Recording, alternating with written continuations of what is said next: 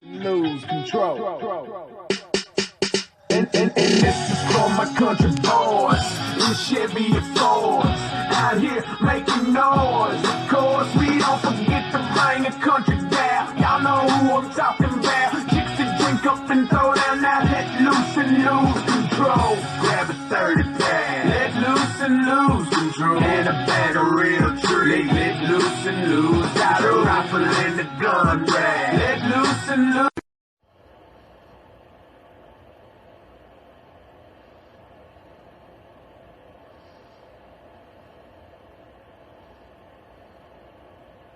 Hey everyone, it's 317 Derby Boy here.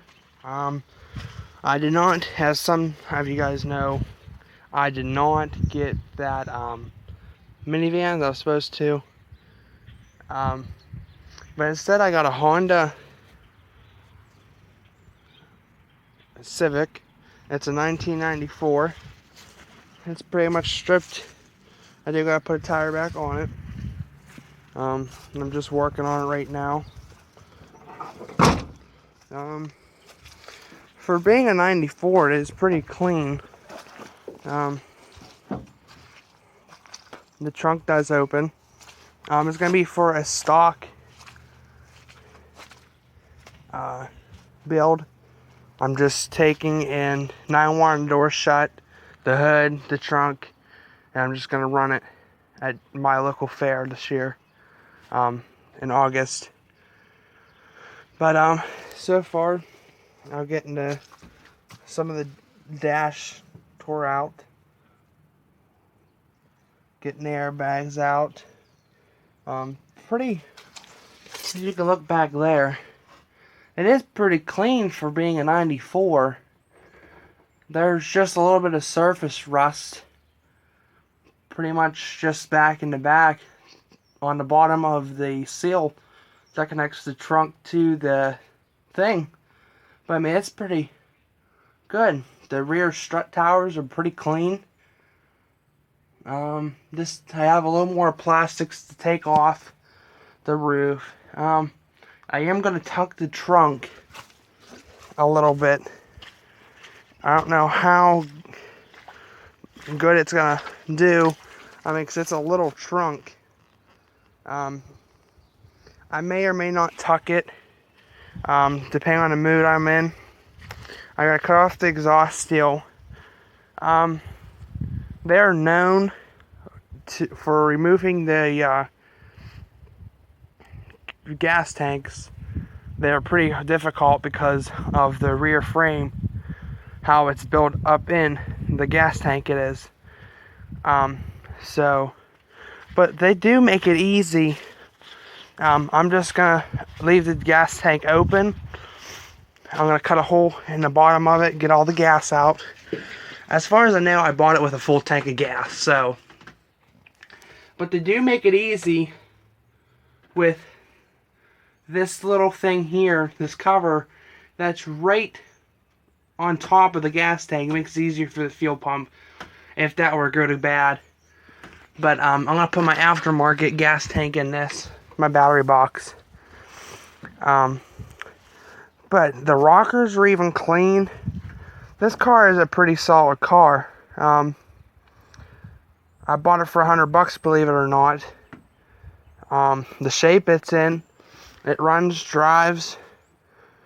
It's pretty clean. I mean, I am gonna run it with a back bumper this year, just to try it out.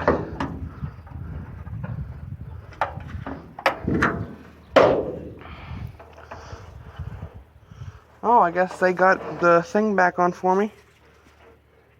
But it's the 16 valve Honda motor.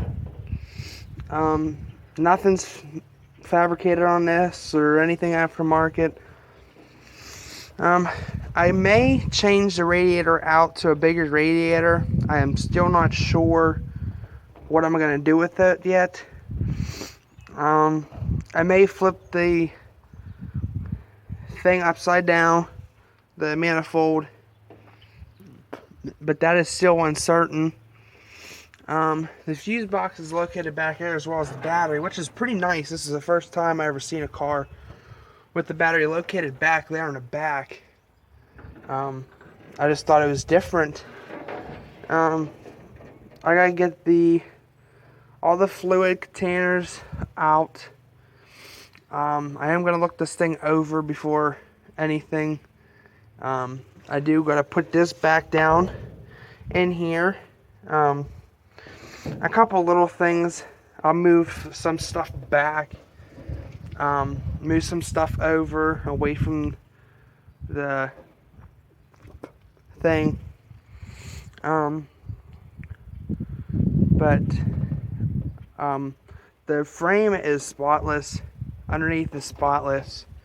There's no rust on this thing whatsoever. Besides a little bit of surface rust in the trunk. I think I did pretty good actually for a $100 car. I'm hoping to run Dayton this year. That's my fare I'm running at.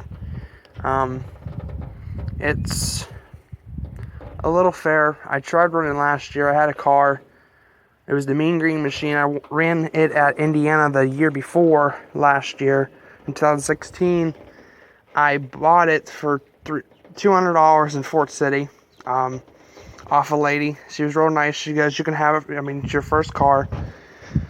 So we worked out a deal. It drove. She ran it 5 times. It was a Chevy Cavalier. It was the best car I had. The motor, it was in the flooding we had, and the motor locked up. And when I tried to turn the motor over, the starter went, and it was just too hard to change the motor. I tried getting it all changed over and all that, but I mean, it wasn't worth my time.